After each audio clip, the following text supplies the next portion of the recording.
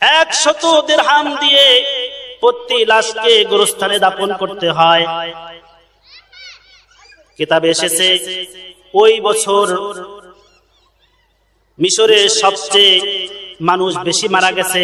মহামারী শুরু হয় না আমাদের দেশে, আমাদের ছোট সময় দেখছি মহামারী, যখন মহামারী শুরু হয় এক গ্রাম থেকে অনেক মানুষ মারা যায়, ঠিক কিনা বলেন?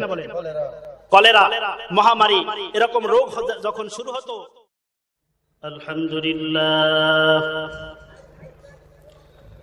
আলহামদুলিল্লাহ নাহমাদুহু ওয়া নাস্তাঈনুহু ওয়া নাস্তাগফিরুহু ওয়া নাউযু বিল্লাহি মিন শুরুরি আনফুসিনা ওয়া মিন সাইয়্যাতি আ'মালিনা মান ইয়াহদিল্লাহু ফালা মুদিল্লা লাহু ওয়া মান ইউদ্লিল ফালা হাদিয়া লাহু ونشهد أن لا إله إلا الله وحده لا شريك له ونشهد أن سيدنا وحبيبنا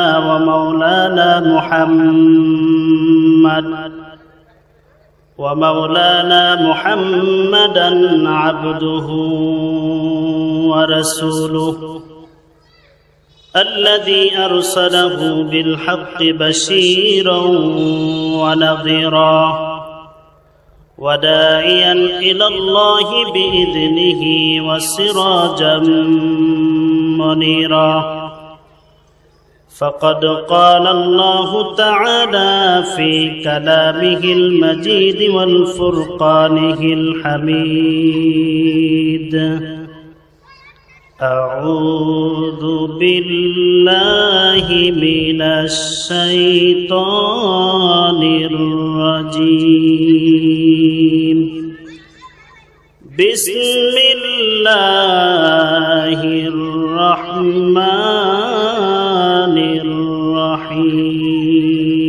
الرحيم إن الله وملائكته يصلون على النبي يا أيها الذين آمنوا صلوا عليه وسلموا تسليما بلغ العلا بكماله كشف الدجى بجماله حسنت جميع خصاله صلوا عليه وآله سورة يوسف بداري حکمت لقمان ما کری قرآن باری ای دل شاد مان ما بلغ العلا بکماله کشف الدجى بجماله حسنت جميع خصاله صلوا عليه وآله رہی میرا مسکن حوالی کعبہ بنے میرا مدفن دیار مدینہ بلغ العلا بکمالہ کشف الدجى بجماله حسنت جميع خصاله صلوا عليه وآله لا إله إلا الله لا إله إلا الله لا إله إلا الله لا إله إلا الله لا إله إلا الله على يا ساقنا القصر المعلى ستدفن عن قريب في التراب له ملك ينادي كل يوم لدول الموت وابنوا للخراب لا إله إلا الله لا إله إلا الله لا إله إلا الله لا إله إلا الله محمد رسول الله صلى الله عليه وسلم। বরুণা যুব সমাজের উদ্যোগে মৃত্যু ব্যক্তিদের রুহের মাগফিরাত কামনায় পঞ্চম বার্ষিক ওয়াজ ও দোয়ার মাহফিলের সম্মানিত সভাপতি হযরতুল আল্লাহ হযরত মাওলানা আবু হানিফ সাহেব মাদ্দাজুল্লাহুল আলী, উপস্থিত ইসলাম প্রিয়, দিন প্রিয়, আল্লাহ রাব্বুল আলামিনের আশিকিন জাকিরিন বান্দারা, বাসায় বাসায় অবস্থানরতা মা এবং বোনেরা, আমরা মহান মুনিব আল্লাহ সুবহানাহু ওয়া তাআলার দরবারে অগণিত অসংখ্য শুকরিয়া আদায় করছি যে আল্লাহ জাল্লা শানুহু আম্মা নাওয়ালুহু আমাদেরকে বরুণা যুব সমাজের উদ্যোগে আয়োজিত মাহফিলে বসার, কোরআন এবং হাদিসের আলোচনা বলার এবং শোনার মতো যে আল্লাহ তৌফিক এনায়েত করেছেন, সে মহান মালিকের দরবারে কালিমাতুশ শুকর আদায় করছি। আলহামদুলিল্লাহ, লাখো কোটি দুরুদ ও সালাম পেশ করছি বিশ্ব মানবতার মহান শিক্ষক সৈয়দুল মুরসালিন শাফিউল মুজলামিন রাহমাতাল লিল আলামিন, আফতাবে নবুয়ত, আফতাবে রিসালাত, ফখরে মওজুদাত, রাসূল আরবি মুহাম্মদ রাসূলুল্লাহ সাল্লাল্লাহু আলাইহি ওয়াসাল্লামের রওজা মুবারক। প্রিয় হাজিরিন, আমরা মাহফিলে উপস্থিত হতে পেরে খুশি না বেজার? আরো জোরে বলুন, খুশি না বেজার? খুশির আওয়াজ আস্তে হয় না জোরে হয়? যখন খেলোয়াড় মাঠে খেলে দর্শক যারা থাকেন, যখন গোল হয় তখন খেলোয়াড়কে বলে দিতে হয় না গোল হয়েছে, ঠিক কিনা বলেন? দর্শক যারা থাকেন, যখন গোল হয়, ছক্কা হয়, তখন খেলোয়াড় যারা দর্শক তারা নিজের থেকেই আওয়াজ করে গোল অথবা ছক্কা শব্দটা বলেন, ঠিক কিনা বলেন? কিন্তু আমরা যখন মাহফিলে বসি, বক্তা যখন বলে আপনারা সুবহানাল্লাহ বলেন, তখনই শ্রোতারা শুধু সুবহানাল্লাহ শব্দটা বলে, ঠিক কিনা বলেন? প্রিয় হাজিরিন, আমরা মাহফিলে উপস্থিত হতে পেরে যদি খুশি হই, তাহলে জীবনের সমস্ত ভালোবাসা উজাড় করে দিয়ে মহান রব্বুল আলামিনের কালিমাতুশ শুকর আদায় করছি। আলহামদুলিল্লাহ। সকলে আমার সাথে বলুন, রব্বানা লাকাল হামদ হামদান কাসীরান তাইয়িবান মুবারাকান ফীহি ইয়া রাব্বি কামা ইয়ানবাগি লিজালালি ওয়াজহিকা আযীমি সুলতানিক। আমরা আল্লাহ রাব্বুল আলামিনের শুকরিয়া আদায় করে নিলাম। আল্লাহর হাবিব সাল্লাল্লাহু আলাইহি ওয়াসাল্লাম ইরশাদ করেন, আল্লাহ রাব্বুল আলামিনের কোন বান্দা যদি আল্লাহ রাব্বুল আলামিনের শুকরিয়া আদায় করতে গিয়ে একবার সুবহানাল্লাহ অথবা একবার আলহামদুলিল্লাহ বলে, আল্লাহ রাব্বুল আলামিন ওই বান্দার জন্য জান্নাতের 8টা দরজা খুলে দেন। জোরে বলুন সুবহানাল্লাহ। ভাইরা আমার, বন্ধুরা আমার, শুধু তাই নয়, রাসূল আরবি সাল্লাল্লাহু আলাইহি ওয়াসাল্লাম ইরশাদ করেন, আল্লাহর কোন বান্দা যদি আল্লাহ রাব্বুল আলামিনের শুকরিয়া আদায় করতে গিয়ে একবার আলহামদুলিল্লাহ বলে, আল্লাহ রাব্বুল আলামিন ওই বান্দার জন্য জান্নাতের মধ্যে এমন একটা বৃক্ষ তৈরি করেন, যেই বৃক্ষটা আরবের সবচেয়ে দ্রুতগামী ঘোড়া যদি 500 বছর পর্যন্ত দৌড়ায়, এরপরেও ওই জান্নাতের গাছটার ছায়া শেষ করতে পারবে না। জোরে বলুন সুবহানাল্লাহ। শুধু তাই নয়, রাসূল আরবি সাল্লাল্লাহু আলাইহি ওয়াসাল্লাম ইরশাদ করেন, আল্লাহর কোন বান্দা যদি আল্লাহর শুকরিয়া আদায় করতে গিয়ে একবার আলহামদুলিল্লাহ বলে, আলহামদুলিল্লাহ লিখতে আরবিতে 8টা হরফ, জান্নাতের সংখ্যাও হচ্ছে 8টা। জান্নাতের সংখ্যা কয়টা? 8টা।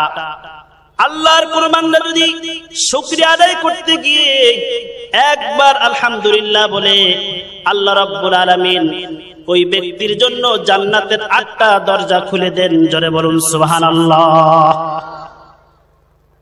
আল্লাহ রাব্বুল আলামিন কালামে হাকিমের মধ্যে ইরশাদ করেন, ফাযকুরুনি আযকুরকুম ওয়াশকুরুলি ওয়ালা তাকফুরুন। আল্লাহু আকবার। আল্লাহ রাব্বুল আলামিন বলেন, বান্দা তুমি আমাকে স্মরণ করো, আমি রব্বুল আলামিন এর চেয়েও উত্তম স্মরণ তোমার জন্য করি। জোরে বলুন সুবহানাল্লাহ। আমরা যদি আল্লাহকে স্মরণ করি, আল্লাহ রাব্বুল আলামিন বলেন আমিও তোমাদেরকে স্মরণ করি। জোরে বলুন সুবহানাল্লাহ। আমরা জিকির করি, কি করি? জিকির করি। এটা আল্লাহর স্মরণ। এটা কি? আল্লাহর স্মরণ। আল্লাহর কোন বান্দা যদি আল্লাহকে স্মরণ করে, আল্লাহর হাবিব সাল্লাল্লাহু আলাইহি সাল্লাম ইরশাদ করেন, ওই ব্যক্তিকে আল্লাহ রাব্বুল আলামিন maaf করে দেন। জোরে বলুন সুবহানাল্লাহ। ফাযকুরুনি আযকুরকুম ওয়াশকুরুলি ওয়ালা তাকফুরুন। বান্দা তুমি যদি আমাকে স্মরণ করো, আমি রব্বুল আলামিন তোমাকে স্মরণ করি। জোরে বলুন সুবহানাল্লাহ। এখন এই আল্লাহর স্মরণ কিভাবে হয়? আমরা জিকির করলাম সুবহানাল্লাহ সুবহানাল্লাহ, অথবা লা ইলাহা লা ইলাহা, আল্লাহু আকবার আল্লাহু আকবার, এরকমের আমরা স্মরণ করি আল্লাহকে, ঠিক কিনা বলেন? এখন আল্লাহকে আমাদেরকে এরকম স্মরণ করে নাকি আল্লাহ হাবিব সাল্লাল্লাহু আলাইহি সাল্লাম ইরশাদ করেন, যখন আল্লাহর কোন বান্দা আল্লাহকে স্মরণ করে, তখন আল্লাহ রাব্বুল আলামিন ওই বান্দার জন্য আরশের মধ্যে আল্লাহ রাব্বুল আলামিন রহমতের ফেরেশতাদের সামনে আলোচনা করতে থাকেন। জোরে বলুন সুবহানাল্লাহ। প্যারে হাজিরিন, আজকে বরুণার যুব সমাজ মৃত্যু ব্যক্তিদের রুহের মাগফিরাতের জন্য দোয়ার আয়োজন করেছে, ইসলামী মহাসম্মেলন আয়োজন করেছে। এতে আপনারা খুশি না বেজার? আরো যখন খুশি না বেজার? আবার বলি আলহামদুলিল্লাহ। আমি পবিত্র কোরআনুল কারীমের সূরাতুত তাওবা, কি সূরা? কথা বলুন, কি সূরা? সূরাতুত তাওবা এর 111 নম্বর আয়াত থেকে আপনাদের খিদমতে তেলাওয়াত করেছি। এর উপরে আলোচনা করব ইনশাআল্লাহ। আল্লাহ রাব্বুল আলামিন এই সূরাতুল তাওবার 111 নম্বর আয়াতে আল্লাহ জাল্লা শানুহু আম্মা নাওয়ালুহু বলেন, আত-তাইবুনাল আবিদুন। আল্লাহু আকবার। সূরা তাওবা 111 নম্বর আয়াত আল্লাহ রাব্বুল আলামিন বলেন, মুমিনদের 8টা গুণ। কয়টা গুণ? মুমিনদের কয়টা গুণ? 8টা গুণ। এই 8টা গুণ যেই মুমিনের মধ্যে থাকবে, এই মুমিনকে স্বয়ং আল্লাহ রাব্বুল আলামিন ভালোবাসেন। জোরে বলুন সুবহানাল্লাহ। কে ভালোবাসেন? আল্লাহ রাব্বুল আলামিন ভালোবাসেন। এর 1 নাম্বার গুণ হচ্ছে আত-তাইবুন, যিনি তওবা করেন। কি করেন? তওবা করেন। আমরা গুনার জন্য আমরা আল্লাহ রাব্বুল আলামিনের কাছে ক্ষমা চাই, maaf চাই, তওবা করি, ঠিক কিনা বলেন? আল্লাহ রাব্বুল আলামিন এই সূরাতুত তাওবার 111 নম্বর আয়াতে মুমিনের যে 8টা গুণের কথা বলেছেন, এর মধ্যে 1 নাম্বার হচ্ছে তওবাকারী। 1 নাম্বার কি? তওবাকারী। যিনি তওবা করেন, এই বান্দাকে আল্লাহ রাব্বুল আলামিন maaf করে দেন। জোরে বলুন সুবহানাল্লাহ। যেই ব্যক্তি আল্লাহর কাছে তওবা করে, আল্লাহর কাছে maaf চায়, গুনার জন্য অনুতপ্ত হয়, এই ব্যক্তিকে আল্লাহ রাব্বুল আলামিন এমন নিষ্পাপ বানায় দেন, যেমন সদ্য শিশু দুনিয়াতে জন্মগ্রহণ করলে যার আমলনামায় কোনো গুনাহ থাকে না, যিনি তওবা করেন, যিনি ইস্তেগফার করেন, যিনি আল্লাহর কাছে মাপ চান, ওই ব্যক্তির আমলনামাকে আল্লাহ রাব্বুল আলামিন এরকম বানিয়ে দেন। জোরে বলুন সুবহানাল্লাহ। আল্লাহ বান্দাকে সবচেয়ে বেশি মহব্বত করেন। বান্দাকে সবচেয়ে কে বেশি মহব্বত করেন? আল্লাহ রাব্বুল আলামিন বান্দাকে সবচেয়ে বেশি মহব্বত করেন। কেমন মহব্বত করেন? যাদের ছেলে সন্তান আছে তারা এটা বুঝবেন। ছেলে যদি বাড়ি থেকে রাগ করে যায়, মা বাবার কাছে না বলে রাগ করে যায়, সকালে ছেলে রাগ করে বের হয়ে গেল, দুপুর ঘনিয়ে আসলো, চিন্তা করেছে কোথায় গেছে, হয়তোবা মাঠে খেলতে গেছে অথবা বন্ধুদের সাথে আড্ডা মারতেছে। দুপুর ঘনিয়ে আসলো, খাবার সময় হয়েছে, মা বলতেছে আমার সন্তান কোথায় গেল? স্বামীকে বলে, প্রাণের স্বামী, তুমি আমার সন্তান কোথায় গেছে একটু খোঁজ খবর নিয়ে দেখো। এবারই সেবারই খোঁজ খবর নেয়, কোথাও যখন সন্তানকে পায় না তখন মা চোখের পানি ছেড়ে কাঁদতে থাকে, ঠিক কিনা বলেন? সন্তানের খোঁজ এবারে ওবারে খোঁজ নিতে থাকে, বন্ধুদেরকে বলে আমার সন্তানকে কোথাও দেখিছো নাকি, এরকম বলতে থাকে। ভাইরা আমার, বন্ধুরা আমার, পিতা যখন সন্তানকে কোথাও খুঁজে পায় না, সন্ধ্যা ঘনিয়ে এসেছে, বাড়িতে চলে আসছে, স্ত্রীর কাছে বলে, প্রাণের স্ত্রী, আমি সকাল থেকে দুপুর থেকে সন্ধ্যা ঘনিয়ে এসেছে, সন্তানকে বিভিন্ন জায়গায় তালাশ করে কোথাও যখন পেলাম না, এখন কি করতে পারি? প্রাণের স্বামী বলতে থাকে, দেখি আমাদের আত্মীয় স্বজনের বাড়িতে কোথাও গেছে নাকি। সন্তান বাড়ির থেকে মা বাবার সাথে রাগ করে বাড়ির থেকে চলে গেছে, এই সন্তান ফিরে আসে না।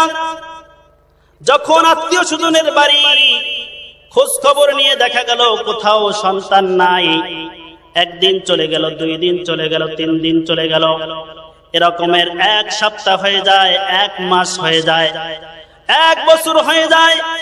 সন্তানকে যখন কোথাও খুঁজে পাওয়া যায় না, ওই মা এবং বাবার অন্তরটা কাঁদতে থাকে সন্তানের জন্য। মা যখন গভীর রাতে বিছানায় শুইতে যায়, সন্তানের কথা স্মরণ করে মা চোখের পানি ছেড়ে বালিশ বাসায়া দেয় আর কাঁদতে থাকে। অথবা মা আল্লাহ রাব্বুল আলামিনের কুদরতি পায়ে সিজদা করে, গভীর রাতে যখন দুনিয়ার সমস্ত মানুষ ঘুমিয়ে যায়, তখন মা গভীর রাত্রে আল্লাহর কুদরতি পায়ে সিজদা করে এরপরে মুনাজাত করে কাঁদতে থাকে, আল্লাহ আমার সন্তান কোথায় গেছে জানি না, যত জায়গায় খোঁজ করার সমস্ত জায়গায় খোঁজ করেছি, আমার সন্তানকে তো আর পেলাম না, হয়তোবা আমার সন্তান দুনিয়াতে বেঁচে নাই, যদি বেঁচে থাকে আমার সন্তানকে তুমি সুন্দরভাবে লালন পালন করিও। জোরে বলুন সুবহানাল্লাহ। এরকম করে কিনা মা বাবা যারা এরকম করে কিনা? যখন এরকমের 1 দিন 2 দিন, 1 সপ্তাহ 2 সপ্তাহ, 1 মাস 2 মাস, 1 বছর 2 বছর হয়ে যায়, আর আশা করে না সন্তান মনে হয় দুনিয়াতে আর বেঁচে নাই, ঠিক কিনা বলেন? যখন দীর্ঘদিন হয়ে গেল, একদিন গভীর রাত্রে কনকনে শীতের মধ্যে সন্তান বাড়ির দরজায় এসে করানারে কটকট করে দরজার মধ্যে আওয়াজ করে। মা গভীর রাত্রে একবার আওয়াজ করার সাথে মা বলে যখন ডাক দিছে সন্তান, মায়ের ঘুমটা ভেঙে গেল। গভীর রাত্রে মা কনকনে শীতের মধ্যে সন্তানের একটা আওয়াজ শোনার সাথে সাথে দরজার কাছে এসে দরজাটা খুলে দেয়। মা আর সন্তান জড়ায়া ধরে কান্না শুরু করে দেয়, ঠিক কিনা বলেন? যেই সন্তানকে আর কোনোদিন পাওয়ার আশা নাই, এরকম সন্তানকে যদি মা পায়, খুশির একটা কান্না আছে কিনা? আরো জোরে বলেন, আছে কিনা? যখন সন্তানকে পেয়ে মা আর সন্তান উভয়ে একটা খুশির কান্না জুড়ে দেয়, এই সন্তানকে পেয়ে মা যতটা খুশি হন এর চেয়ে কোটি কোটি গুণ খুশি হন যেই বান্দা আল্লাহ রাব্বুল আলামিনের নাফরমানি করার কারণে আল্লাহ থেকে দূরে সরিয়ে যায়, এরপরে যখন তওবা করে আবার আল্লাহর কাছে ফিরে আসে, এই বান্দাকে পেয়ে আল্লাহ রাব্বুল আলামিন এই মা এবং বাবার চেয়ে কোটি কোটি গুণ খুশি হয়ে যান। জোরে বলুন সুবহানাল্লাহ। এক নাম্বার গুণ কি মুমিনের? তওবাকারী, যিনি তওবা করেন তাকে আল্লাহ রাব্বুল আলামিন মহব্বত করেন, ভালোবাসেন। জোরে বলুন সুবহানাল্লাহ। যাকে আল্লাহ মহব্বত করেন, ভালোবাসেন, এর চেয়ে ভালো মানুষ আর আছে? কথা বলেন, আছে? যিনি তওবা করেন তাকে আল্লাহ রাব্বুল আলামিন ভালোবাসেন, মহব্বত করেন, তার জন্য আল্লাহ রাব্বুল আলামিন জান্নাত রেখে দিয়েছেন। জোরে বলুন সুবহানাল্লাহ। মুমিনের 2 নাম্বার গুণ, যিনি মুমিন তিনি ইবাদত করেন, বন্দিগি করেন, দাসত্ব করেন, গোলামি করেন। ঠিক কিনা বলেন? আল্লাহ রাব্বুল আলামিন সূরাতুত তাওবা মুমিনের 2য় গুণ বলেছেন, যিনি মুমিন, যিনি আল্লাহকে মহব্বত করে আল্লাহর ইবাদত করেন, তাকে আল্লাহ রাব্বুল আলামিন নিজে মহব্বত করেন। জোরে বলুন সুবহানাল্লাহ। আত-তাইবুনাল আবিদুন। 1 নাম্বার গেল তওবাকারী, 2 নাম্বার হচ্ছে ইবাদতকারী, যিনি আল্লাহর ইবাদত করেন। আমরা মাগরিবের নামাজ মসজিদে জামাতের সাথে আদায় করেছি। কার ইবাদত করেছি? আরো জোরে বলুন, কার ইবাদত করেছি? আপনাদের আল্লাহ শব্দটা বললে কষ্ট হয় নাকি? বলতে কষ্ট হয় নাকি? আরো যেমন কার ইবাদত করেছি? আরো যেমন কার ইবাদত করেছি? আল্লাহ রাব্বুল আলামিনের ইবাদত করেছি। আল্লাহর মহান হুকুম আমরা নামাজ আদায় করেছি। এটা হচ্ছে মুমিনের গুণ। মুমিনের এটা কি? মুমিনের একটা গুণ, যিনি ইবাদতকারী তাকে আল্লাহ রাব্বুল আলামিন ভালোবাসেন, মহব্বত করেন। আল্লাহ রাব্বুল আলামিন ওই ব্যক্তিকে ক্ষমা করে দেন। জোরে বলুন সুবহানাল্লাহ। 3 নাম্বার গুণ হচ্ছে যিনি আল্লাহর প্রশংসা করেন। কি করেন? আল্লাহর প্রশংসা। আল্লাহর প্রশংসা করি না আমরা? নামাজে দাঁড়িয়ে সূরা ফাতিহা পড়ি। কি পড়ি? সূরা ফাতিহা পড়ি। আলহামদুলিল্লাহি রাব্বিল আলামিন পড়ি কিনা? আরো জোরে পড়ি কিনা? কার প্রশংসা করি? আল্লাহর প্রশংসা করি। আলহামদুলিল্লাহি রাব্বিল আলামিন, সমস্ত প্রশংসা আল্লাহ রাব্বুল আলামিনের। সমস্ত প্রশংসা কার? আরো জোরে সমস্ত প্রশংসা কার? আল্লাহ রাব্বুল আলামিনের। আর রহমানির রহিম, যিনি রহমান এবং রহিম, অতি দয়ালু আল্লাহ। অতি দয়ালু কে? আরো জোরে অতি দয়ালু কে? আল্লাহ অতি দয়ালু, তার প্রশংসা করি আমরা। যারা আল্লাহর প্রশংসা করে তাদেরকে আল্লাহ রাব্বুল আলামিন নিজে ভালোবাসেন। জোরে বলুন সুবহানাল্লাহ। 3 নাম্বার as-সাইহুন। এখানে মুফাসসিরিনে কেরাম বলেছেন এই সাইহুন দ্বারা যিনি রোজা পালন করেন। কি পালন করেন? আরো জোরে বলুন, কি পালন করেন? রোজা যিনি পালন করেন তিনি আল্লাহর প্রিয় বান্দা। ঠিক কিনা বলেন? রমজান মাস আসলে আমরা রমজানের 1 মাস রোজা রাখি। এটা কার হুকুম? আল্লাহ রাব্বুল আলামিনের হুকুম। রমজান মাস সিয়াম সাধনার মাস। এই সিয়াম সাধনা আসলে পরে আমরা রমজানের রোজা পালন করি, এর দ্বারা আমাদের তাকওয়া অর্জন হয়। কি অর্জন হয়? আরো যেমন কি অর্জন হয়? তাকওয়া অর্জন হয়। অন্তরে আল্লাহর ভয় পয়দা হয়। আল্লাহকে ভয় করি বিদায় তো আমরা সারা দিন না খেয়ে আল্লাহ রাব্বুল আলামিনের হুকুম পালন করি। ঠিক কিনা বলেন? 3 নাম্বার হচ্ছে আল্লাহর প্রশংসাকারী। 4র্থ নাম্বার হচ্ছে রুকু এবং সিজদাকারী। যিনি রুকু এবং সিজদা করেন ইনি আল্লাহর প্রিয় বান্দা। জোরে বলুন সুবহানাল্লাহ। যিনি রুকু এবং সিজদা করেন কার বান্দা? আল্লাহর প্রিয় বান্দা। এরপরে হচ্ছে যিনি সৎ কাজের আদেশ দেন, অসৎ কাজ থেকে নিষেধ করেন। সৎ কাজের আদেশ দানকারী, অসৎ কাজ থেকে নিষেধকারী, এই ব্যক্তি হচ্ছে আল্লাহর প্রিয় বান্দা। ঠিক কিনা বলেন? আজকে আমরা আল্লাহর প্রশংসা করি, রোজা রাখি, এরপরে রুকু করি, সিজদা করি, এটা করি, এটা করতে গেলে এখনো আমাদের সামনে এরকম বিপদ আর মুসিবত আসে না। যতটা মুসিবত বিপদ আসে সৎ কাজের আদেশ অসৎ কাজ থেকে নিষেধ করলে, ঠিক কিনা বলেন? ভাইরা আমার, সৎ কাজের আদেশ করাও সহজ, কিন্তু অসৎ কাজের নিষেধ করা এতটা সহজ না, ঠিক কিনা বলেন?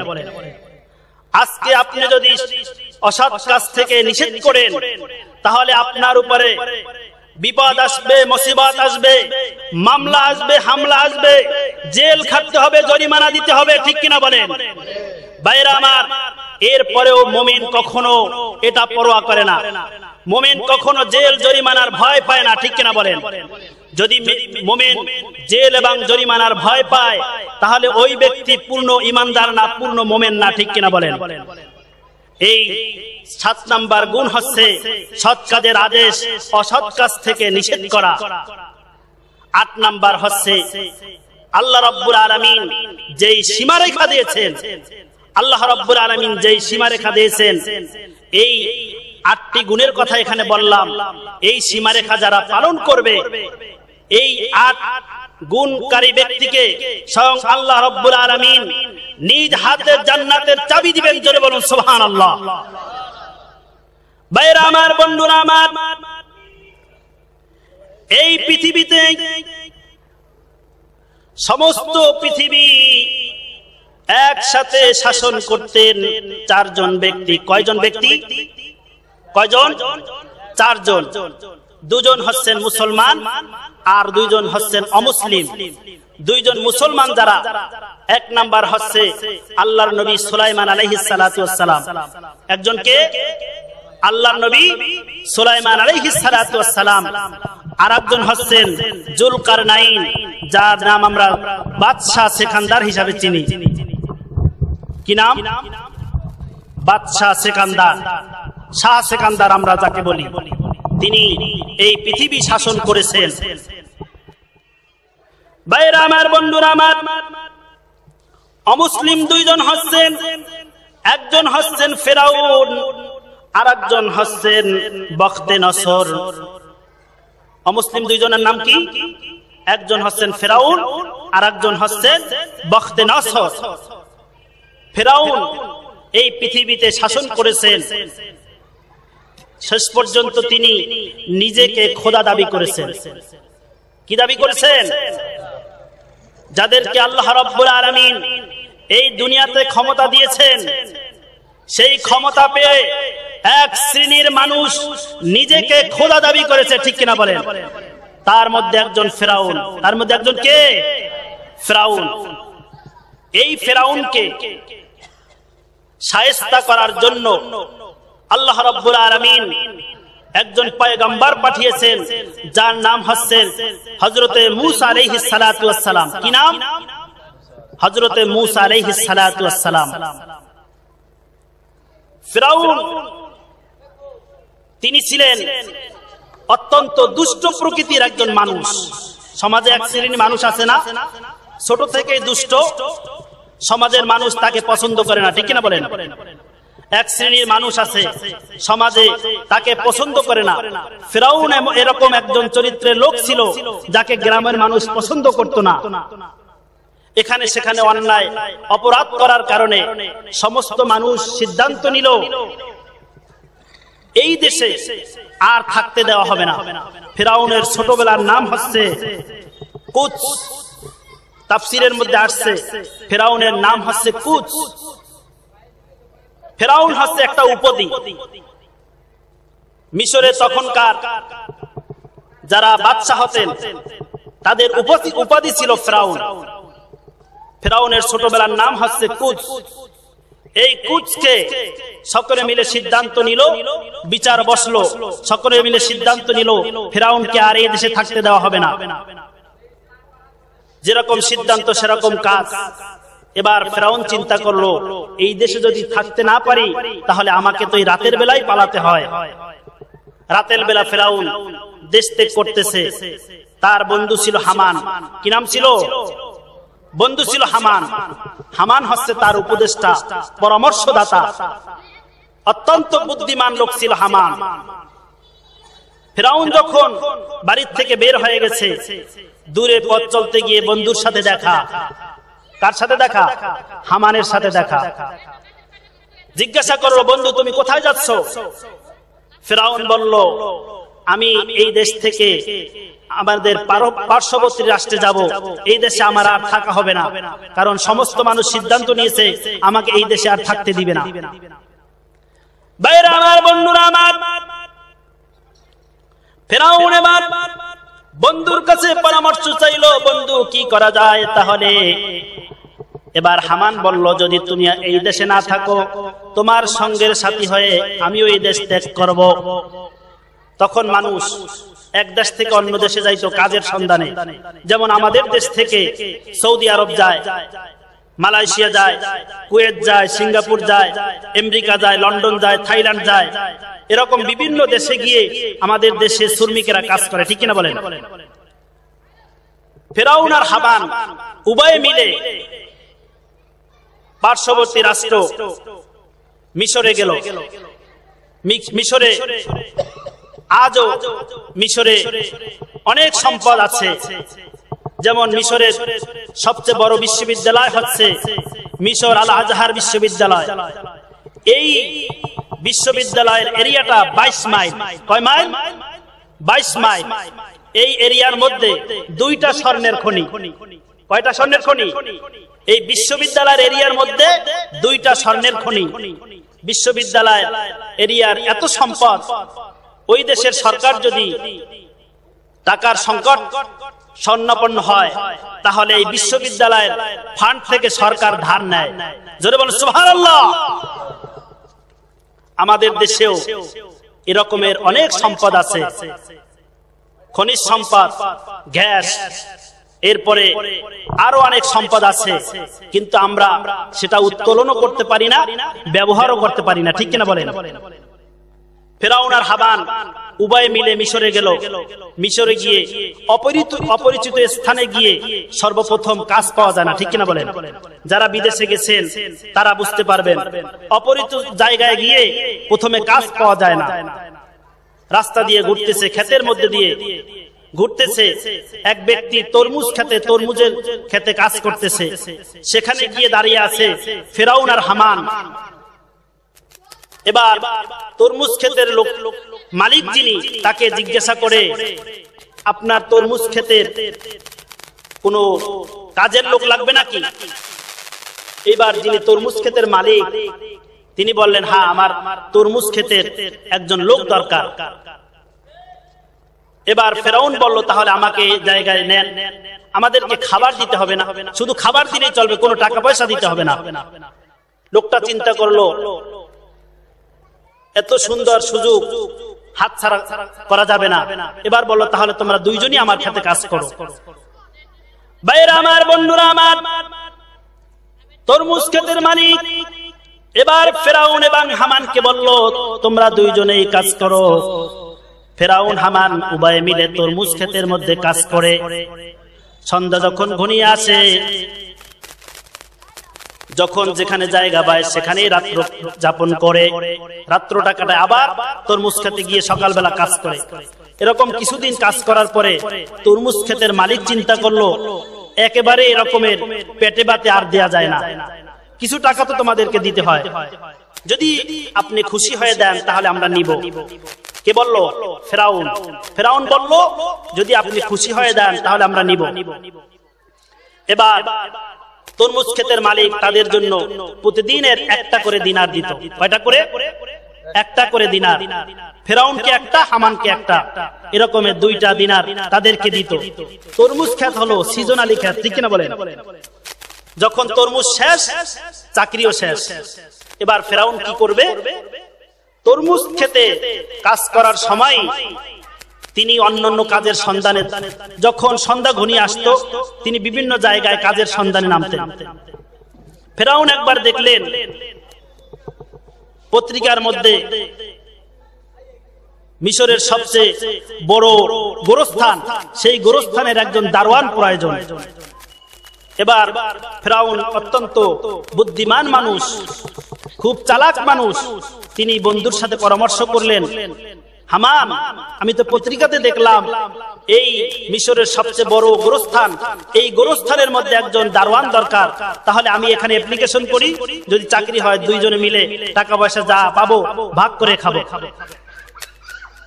ফেরাউন সকালবেলা উঠে দরখাস্ত লেখে জমা দিলেন, সিটি কর্পোরেশনে জমা দিলেন। ডাকা হলো, এক এক করে ডাকা হলো। যখন ফেরাউনের পালা, তখন ফেরাউন সেখানে গিয়ে ইন্টারভিউ দিলেন। যেরকম নাদুস নুদুস চেহারা, সুন্দর চেহারা দেখে তারা ফেরাউনকে নিয়ে নিলেন। এবার ফেরাউনের চাকরি হলো সিটি কর্পোরেশনের গোরস্থানের দারোয়ান হিসাবে। ফেরাউন অত্যন্ত চালাক চতুর থাকার কারণে মানুষ বোকা বানিয়ে তিনি এবার চিন্তা করলেন, যখন মানুষ লাশ নিয়ে আসবে তাদের অন্তরটা থাকবে নরম, তাদের কাছে যাই বলবো তাই আমি আদায় করে নিতে পারবো। এবার ফেরাউন ঘোষণা করে দিলেন, এই গোরস্থানে যদি কোনো লোক দাফন করতে নিয়ে আসা হয় তাহলে 100 দিরহাম করে আমাকে দিতে হবে। লাশ আসে, গেটের মধ্যে 100 দিরহাম দিয়ে এরপরে গেটের মধ্যে ঢুকতে হয়। এবার ফেরাউনের ঘোষণা অনুযায়ী 100 দিরহাম দিয়ে প্রতি লাশকে গোরস্থানে দাফন করতে হয়। কিতাবে এসেছে ওই বছর মিশরের সবচেয়ে মানুষ বেশি মারা গেছে। মহামারী শুরু হয় না আমাদের দেশে, আমাদের ছোট সময় দেখছি মহামারী, যখন মহামারী শুরু হয় এক গ্রাম থেকে অনেক মানুষ মারা যায়, ঠিক কিনা বলেন? কলেরা, মহামারী, এরকম রোগ যখন শুরু হতো অনেক মানুষ মারা যেত। কিতাবে এসেছে ওই সময় মিশরে একাধারে 3000 মানুষ মারা গেছে। কিছুদিন অল্প সময়ের মধ্যেই 3000 মানুষ মারা গেছে। এবার ফিরাউন এক এক করে এক এক জনার থেকে যখন 100 দিরহাম করে নিলেন, এরকম অনেক টাকা হয়ে গেল। এবার তিনি চিন্তা করলেন, এই টাকাগুলো দিয়ে আমি কি করব? আমি তো আর আমার দেশেও যেতে পারবো না, আমার তো আর সংসার নাই, বাড়িঘর নাই, তাহলে কি করতে পারি? হামানের সাথে পরামর্শ করলো। হামান বলল, তুমি যদি তোমার অবস্থান তৈরি করতে চাও তাহলে সাধারণ মানুষের অন্তরের মধ্যে ঢুকতে হবে, ঠিক না বলেন? তোমার অবস্থান যদি তুমি তৈরি করতে চাও সাধারণ মানুষের অন্তরের মধ্যে ঢুকতে হবে। ফেরাউন এবার ঘোষণা দিল, ওই দেশে যত গরিব মানুষ আছে যাদের খাজনা বাকি, এই খাজনাগুলো ফেরাউনের এই টাকা দিয়ে পরিশোধ করে দিবে। নিয়তটা কি ভালো না খারাপ? ভালো নিয়ত। নিয়তটা কি ভালো, উদ্দেশ্য কি খারাপ? উদ্দেশ্য কি খারাপ, নিয়ত ভালো, উদ্দেশ্য খারাপ। আছে কিনা এরকম লোক? ফেরাউন হচ্ছে এরকম একজন চরিত্রের লোক, যিনি নিয়ত ভালো করে উদ্দেশ্য খারাপের দিকে সামনে আগাচ্ছেন।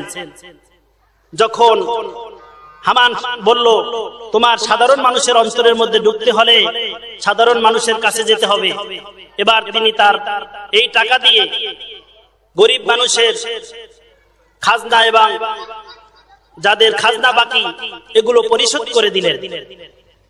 সাধারণ মানুষের অন্তরে ঢুকে গেলেন। ওই সময় দেশের বাদশা মারা গেল। এবার নির্বাচন হবে। কি হবে? আমাদের দেশে নির্বাচন হয় না? 5 বছর যখন শেষ হয়ে যায় সরকার আবার নির্বাচন দেয়। এরকমের মিশরে ওই সময় নির্বাচন হবে। বাদশা ইন্তেকাল করেছে, এবার নির্বাচনে যিনি বাদশা হবে তিনি দেশ পরিচালনা করবেন। এবার ফিরাউন নমিনেশন কিনলো, চিন্তা করলো, আমি এই সাধারণ মানুষের জন্য আমার সমস্ত টাকাগুলো খরচ করেছি, দেখি আমি ভোট পাই কিনা। ফিরাউন এবার মিশরের বাদশার নমিনেশন কিনলো। এবার হামানকে বলে, আমি তো আমার সমস্ত সম্পদ এই সাধারণ মানুষের জন্য ব্যয় করেছি, তুমি একটু ভিতরে ভিতরে গিয়ে দেখো আমাকে মানুষ ভোট দেবে কিনা। আপনাদের কাছে প্রশ্ন করি, যখন নির্বাচন আসে একাধিক প্রার্থী হয়, এক এক লোকে এক এক প্রার্থীর লোকজন গ্রামে গ্রামে ঢুকে দেখে কার ভোট কেমন আছে, এরকম হয় কিনা? ফেরাউন মানুষ লাগায় দিলেন, যে গ্রামে গ্রামে ঢুকে দেখো আমার ভোট আছে কিনা। রাতের বেলা আবার পরামর্শ হয়, হ্যাঁ আপনি যে টাকা খরচ করছেন আপনার টাকায় কথা বলবে, এরকম বলে না? আপনার টাকায় কি বলবে? কথা বলবে। ফেরাউন এবার নির্বাচনে নমিনেশন কিনে নির্বাচিত হলো, ভোট হলো, সেই ভোটে বিপুল ভোটে ফেরাউন নির্বাচিত হলো বাদশা। কি নির্বাচিত হলো? বাদশা। প্রথমে আসছে কিসের কাজে? তরমুজ ক্ষেতের কাজে, এরপরে গোরস্থানের দারোয়ান, এরপরে সেখান থেকে বাদশা, সেখান থেকে কি বাদশা নির্বাচিত হলো, দেশ পরিচালনা করতেছে। ঘটনাক্রমে কিছুদিন পরে ওই দেশের যিনি বাদশা, প্রথমে নির্বাচিত হলো গোরস্থানের দারোয়ান, এরপরে নির্বাচিত হলো প্রধানমন্ত্রী, এরপরে ওই দেশের বাদশা যখন মারা গেছে তখন মানুষ সিদ্ধান্ত নিল আর নির্বাচন দেওয়ার দরকার নাই, আমরা সকলে বিপুল ভোটে তাকে জয়ী করব, তিনি আমাদের বাদশা হবে। যখন ফেরাউন বাদশা হয়ে গেল তখন তিনি হামানকে বললেন, তুমি তো আমার বন্ধু, এই দেশে একসাথে এসেছিলাম, তরমুজ খেতে কাজ করেছি, গোরস্থানের দারোয়ানগিরি করেছি, প্রধানমন্ত্রী হয়েছি, এবার যখন বাদশা হয়েছি, আমি বাদশা তুমি প্রধানমন্ত্রী। জোরে বলেন নাউজুবিল্লাহ, আরো জোরে নাউজুবিল্লাহ। এবার তিনি যারা স্বপ্নের তাবির বলতে পারেন, এরপরে ওই সময় গণক ঠাকুর ছিল যারা বলে দিতে পারত আপনার এই সামনের এইরকম দিনকাল যাবে, এটা বিশ্বাস করাও হারাম, এটা বিশ্বাস করা কি হারাম। তখন ফেরাউন এই 300-400 জন নজ্জুম, অর্থাৎ যারা গুণে বলে দিতে পারবে, এরকম 400 জন বেতনভুক্ত লোক রাখতো তার সাম্রাজ্যের মধ্যে। এর মধ্যে প্রধান ছিল দবিরা, নাম ছিল কি দবিরা। কি নাম ছিল? দবিরা। এই দবিরাকে ডাকলেন, দবিরা আমি তো দেশ দেশ করে এসেছি, সেখানে এসে তরমুজ খেতে কাজ করেছি, এরপরে গোরস্থানের দারোয়ানগিরি করেছি, এরপরে প্রধানমন্ত্রী হয়েছি, এখন বাদশা হয়েছি, এখন তুমি একটু গনে বলে দাও তো আমার কপালে আর কি আছে। দবিরা এবার বললেন, বাদশা মহোদয় আমাকে 3 দিন সময় দিতে হবে। কয়দিন? 3 দিন সময় দিতে হবে, এরপরে আমি বলে দিব কি অবস্থা হবে আপনার। 3 দিন পরে দবিরা বাদশার দরবারে আসতেছে, মনটা একেবারে খারাপ। কিরে দবিরা, মনটা এত খারাপ কেন? বলে বাদশা মহোদয় আজকে 3 দিন পর্যন্ত গণনা করে দেখলাম আপনার বাদশাহী একজন মানুষের কারণে খতম হয়ে যাবে, তিনি বনি ইসরাইলের একজন নবী। জোরে বলুন সুবহানাল্লাহ। যার নাম হবে মুসা, তিনি এখনো দুনিয়াতে আগমন করেন নাই। এখন থেকে 3 মাস পর্যন্ত সময়ের মধ্যে মুসা আলাইহিস সালাতু ওয়াস সালাম আগমন করবেন, তার কারণে আপনার বাদশাহী খতম হবে। বাদশা চিন্তা করলেন, আমার তো একটা স্পেশাল ক্ষমতা আছে, আমার তো একটা স্পেশাল পাওয়ার আছে, এই স্পেশাল পাওয়ার দিয়ে আমি এটা ম্যানেজ করে নিতে পারবো। কি করব? এই দেশে সমস্ত যারা নারী, তারা তাদের পেটে যে সন্তান হবে, সমস্ত পুত্র সন্তানকে আমি খতম করে ফেলবো, হত্যা করে ফেলবো। এবার ফেরাউন ঘোষণা করে দিলেন, এই বনি ইসরাইলে যত পুত্র সন্তান হবে সমস্ত পুত্র সন্তানকে হত্যা করা হবে। কিতাবে এসেছে এক এক করে ৮০,০০০ পুত্র সন্তানকে হত্যা করা হয়েছে। জোরে বলুন নাউজুবিল্লাহ। যুগে যুগে এরকম মুসলমানদেরকে হত্যা করেছে এরকম মানুষ আছে কিনা? ভাইরা আমার, আজকে মুসলমান নির্যাতিত নিপীড়িত হচ্ছে, মুসলমান তাদের স্থান থেকে চলে দূরে সরার কারণে, ঠিক কিনা বলেন? আজকে মুসলমান কোরআন এবং হাদিস থেকে শিক্ষা গ্রহণ করে না, ইসলাম শিক্ষা থেকে শিক্ষা গ্রহণ করে না, এ কারণে আজকে মুসলমান নির্যাতিত নিপীড়িত হচ্ছে, ঠিক কিনা বলেন? যদি মুসলমান কোরআন এবং হাদিস থেকে শিক্ষা গ্রহণ করত, তাহলে আজকে মুসলমানের পায়ের নিচে অমুসলিমরা চুমু খেত, ঠিক কিনা বলেন? মুসলমান যদি তাদের অবস্থান ধরে রাখতে চায়, তাহলে আজও মুসলমানদেরকে কোরআন এবং হাদিসের সংস্পর্শে আসতে হবে। যদি কোরআন এবং হাদিসের কাছে আসে, কোরআন এবং হাদিসের কাছে স্যালেন্ডার গ্রহণ করে, তাহলে আজকেও মুসলমানদের কাছে অমুসলিমরা মাথা নত করতে বাধ্য হবে। ঠিক কিনা বলেন ভাইরা আমার? আল্লাহ রাব্বুল আলামিন আমাদেরকে এই কথাগুলো বোঝার, আমল করার তৌফিক দান করুন। আমিন। ওয়া আখিরু দাওয়ানা আনিল হামদুলিল্লাহি রাব্বিল আলামিন। আসসালামু আলাইকুম ওয়া রাহমাতুল্লাহি ওয়া বারাকাতুহু।